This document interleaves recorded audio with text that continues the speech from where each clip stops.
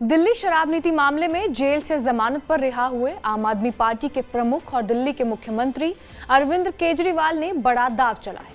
उन्होंने 2 दिनों के बाद दिल्ली से मुख्यमंत्री पद से इस्तीफा देने की घोषणा की है और समय से पहले चुनाव कराने की मांग की है। लोकसभा चुनाव में दिल्ली की सभी सीटों पर हार के बाद अरविंद केजरीवाल की पार्टी और दिल्ली को पॉलिटिकल पैरालिसिस से निकालने के लिए ये बड़ा दांव माना जा रहा है।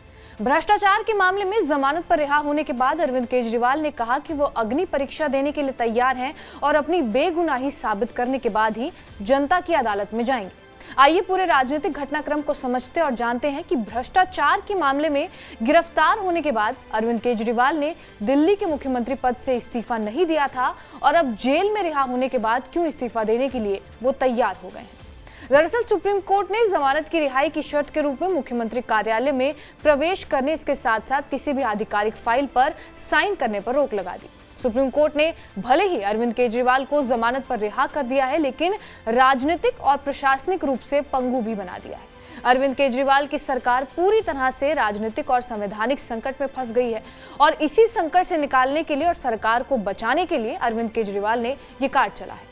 राजनीतिक विश्लेषकों का कहना यह है कि अरविंद केजरीवाल को जमानत तो मिल गई है, लेकिन उनकी सरकार संवैधानिक संकट में फंस गई है।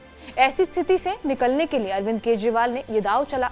भ्रष्टाचार के आरोप में जेल जाने के बावजूद उन्होंने सीएम पद नहीं छोड़ा था, लेकिन अब वो मुख्यमंत्री पद छोड़ने का ऐलान कर चुके हैं और जल्द चुनाव की मांग कर रहे हैं।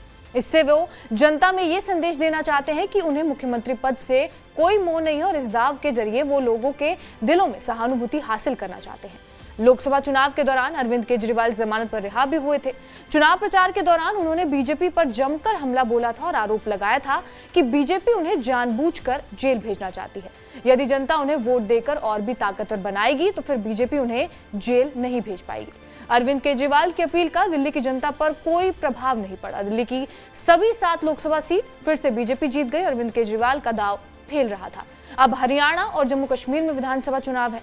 हरियाणा विधानसभा चुनाव में कांग्रेस और आम आदमी पार्टी फिर आमने सामने है। इसके साथ ही इन पार्टियों का भाजपा से भी मुकाबला है।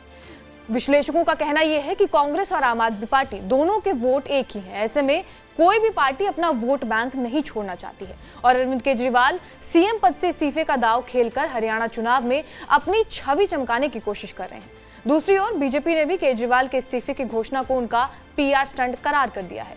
बीजेपी नेताओं का कहना है कि आम आदमी पार्टी पूरी तरह से भ्रष्टाचार में डूब गई है और जैसा अरविंद केजरीवाल ईमानदार नेता के रूप में खुद को पेश करते हैं, अब जनता उन पर विश्वास नहीं कर रही है।